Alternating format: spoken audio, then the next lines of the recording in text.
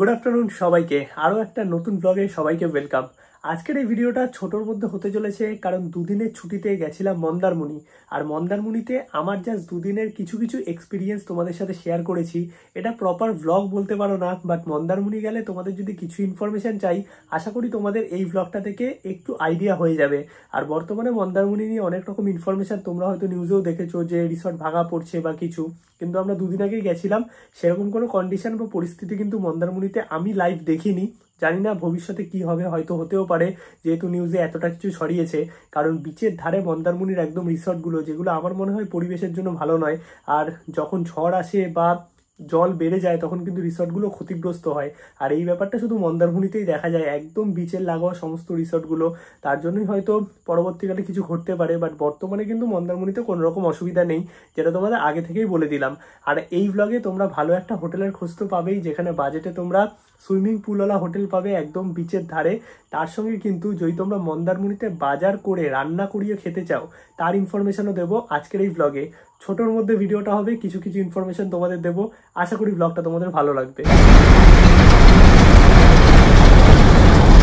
এইটা হচ্ছে সোনার বাংলা রিসর্টের টোটাল প্রপার্টি, দেখতে পাচ্ছ কত কালারফুল কটেজ করা। এইদিকে পার্কিংয়ের ব্যবস্থা আছে, গাড়ি নিয়ে আসলেও কোনো রকম অসুবিধা নেই।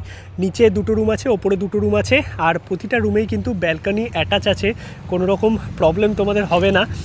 আর এইটা হচ্ছে টোটাল প্রপার্টি, দেখতে পাচ্ছ। সোজা চলে গেলে সমুদ্র সৈকত, নিজস্ব এনাদের প্রাইভেট বিচ আছে, যেটা কিন্তু জাস্ট 1 মিনিটের ডিস্টেন্সে।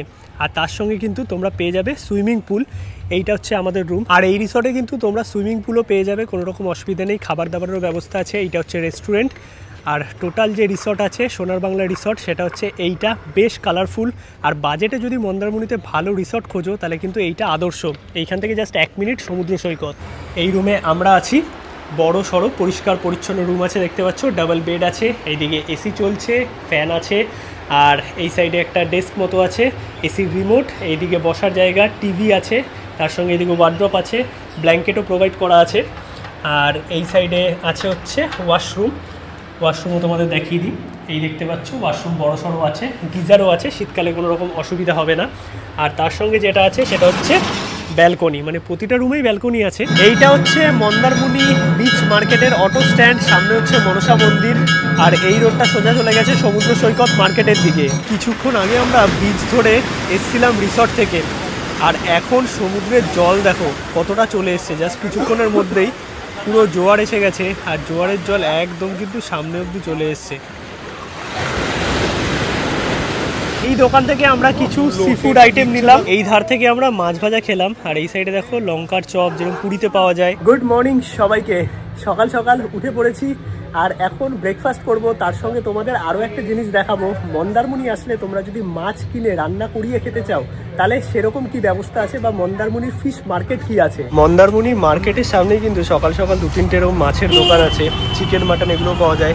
মাছ এখানে বিক্রি হচ্ছে, পমফ্রেট মোটামুটি ওই 600-700 এর মধ্যে, চিংড়ি আছে 700, 800, 900, ভেটকি আছে, আর একদম টাটকা মাছ দেখো কেটে ছাড়িয়ে দিচ্ছে। এগুলো তোমরা চাইলে রেস্টুরেন্টেও রান্না করাতে পারো। এইখান থেকে পমফ্রেটও নিচ্ছি, এই পমফ্রেটটা হচ্ছে 700 করে, আর এইটা হচ্ছে 600 টাকা করে। আর ওই বড় ভেটকিটা আমরা নিলাম, 820 গ্রাম হচ্ছে। আর এখানে কিন্তু মাছ কেটে দিচ্ছে, অসুবিধা নেই। রান্না করার জন্য অনেক দোকান আছে, আশেপাশে দোকান আছে, বিচের ধারে আছে, হোটেলেও দিলে রান্না করে দেবে এক্সট্রা চার্জ নিয়ে। এই ভেটকিটা নিলাম, তার সঙ্গে 4টে চিংড়ি নিলাম। এই চিংড়িটা 900 টাকা করে বললো। আর এইদিকে পমফ্রেট নিলাম, বড় পমফ্রেট। এই দাদা এখন মাছ কাটছে। আর মন্দারমণিতে তোমরা যদি বাজার করে আর কি এইরকম রান্না করে খেতে চাও, তাহলে কিন্তু এইরকম অনেক দোকান আছে।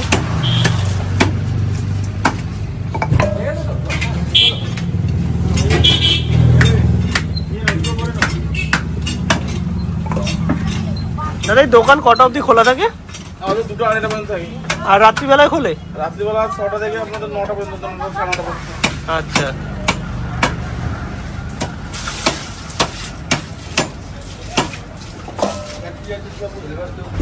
আমরা যে দেখলাম মোটামুটি, আমি মোহনাতেও গেছিলাম, একই রকম প্রাইস, খুব বেশি যে এদিক ওদিক আছে সেটা নয়। ছোট রুম না বড় রুম?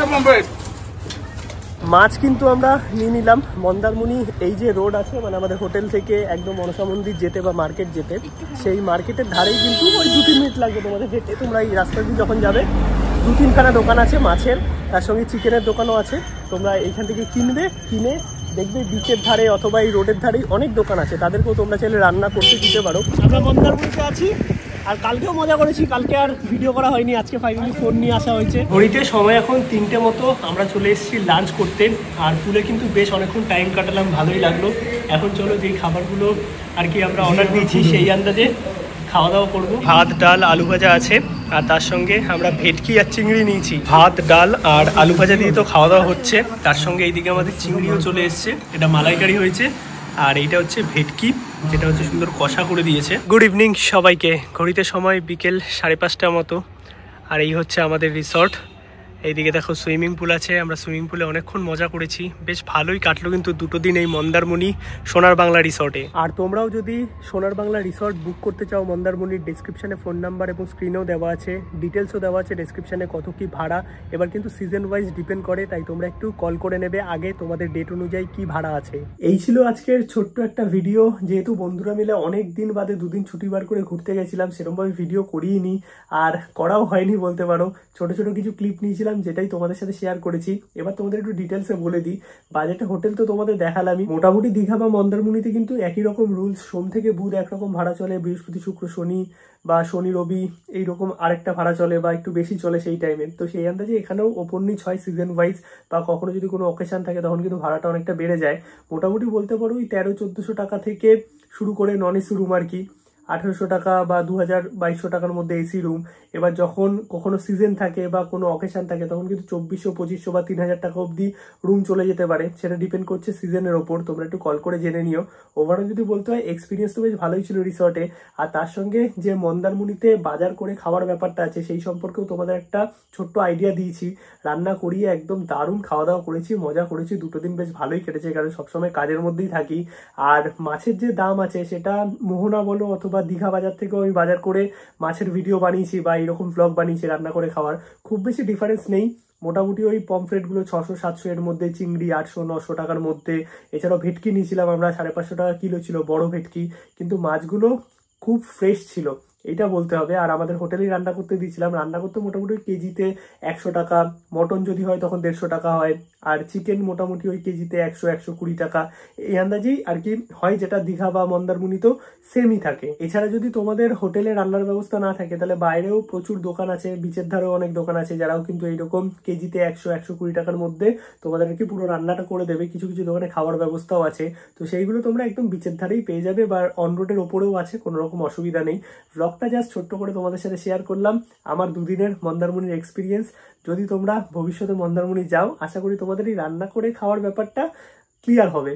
চলো, গুড নাইট, টাটা সবাইকে, দেখা হচ্ছে নতুন ব্লগে।